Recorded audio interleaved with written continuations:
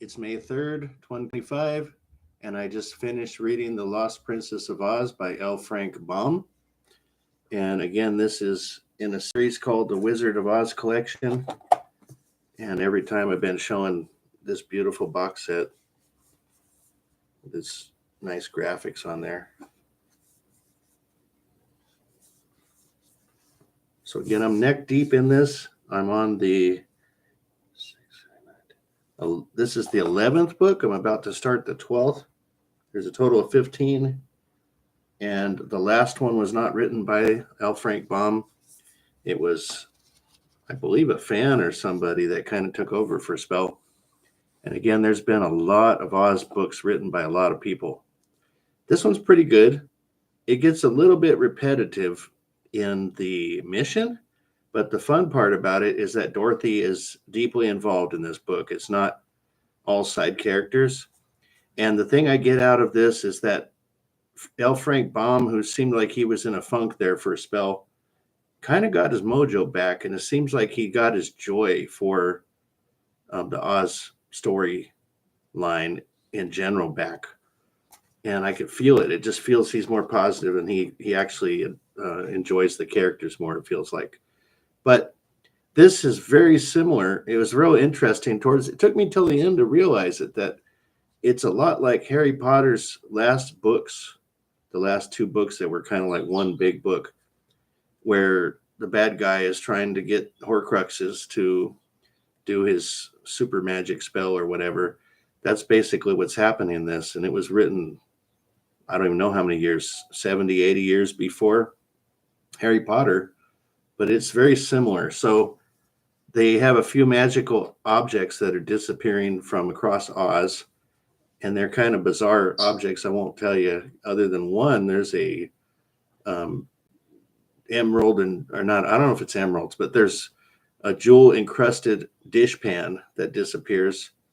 There's a couple other things that disappear, but the main one is the lost princess, Ozma, goes missing, and she's been kidnapped. So she's basically like the Harry Potter Horcrux character in the last Harry Potter 2 books.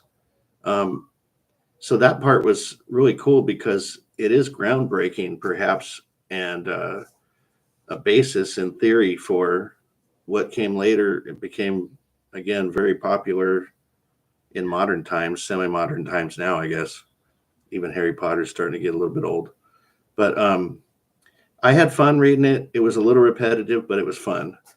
And compared to some of those others towards 3-4 books ago, those were getting not so fun, and I like this one. So I'm moving on to the next one. Putting this inside the box set after you're done is very difficult. They don't like coming out. So I'm going to take this one out. The next one is The Tin Woodman of Oz.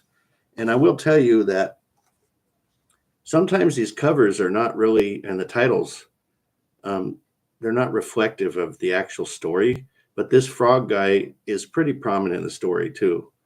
But at least it wasn't called like the Frogman of Oz or something.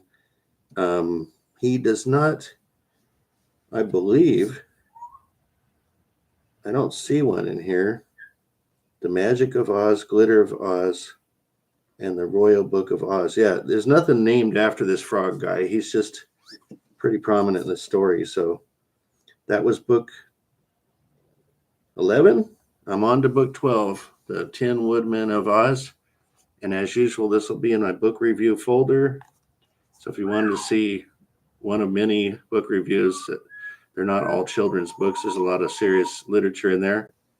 I wish I'd started doing this a long time ago, because for a spell I had been collecting my book reading list on Facebook, and then it went poof. They got rid of it.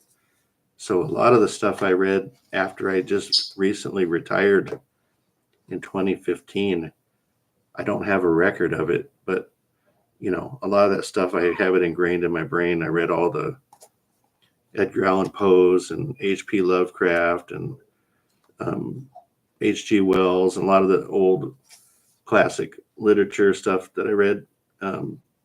It's not encapsulated in my YouTube list, but probably the last maybe 2-3 years, there's like a couple hundred in there maybe. So check them out.